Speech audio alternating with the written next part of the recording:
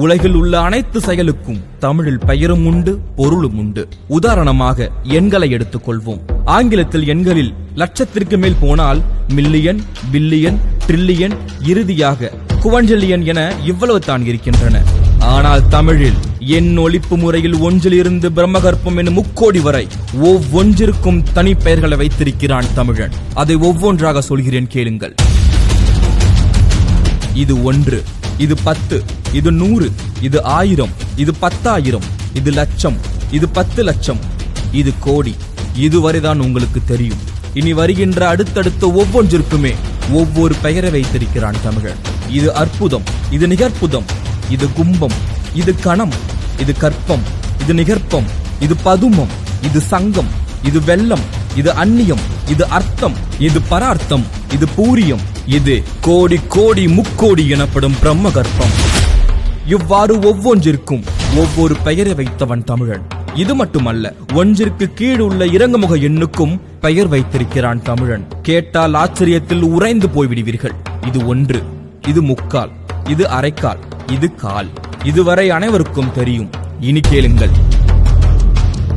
இது 4மா, இது 3 வீசம், இது 3மா, இது அரைக்கால், இது இருமா, இது மாகாணி, இது 1மா, இது முக்கால் வீசம், இது முக்காணி, இது அரை வீசம், இது அரைமா, இது கால் வீசம், இது காணி, இது அரைக்காணி முந்திரி, இது அரைக்காணி, இது முந்திரி, இது கீழ் முந்திரி, இது இம்மி, இது மும்மி, இது இன்று நானோ எனப்படும் அணு.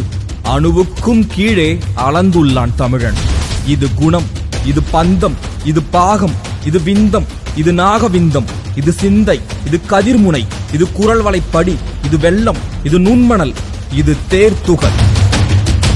இன்னும் இது போல எத்தனையோ செயல்களுக்கு பல பல பெயர்களை வைத்து அதை புழக்கத்தில் வைத்திருந்தான் அஞ்சனம் தமிழன். வரலாறுகள் செறிந்த, இலக்கியங்கள் நிறைந்த, தனித்தன்மை பொருந்திய, படிக்க பழக இனிமையான மொழி, செம்மொழிகளின் மூத்த மொழி.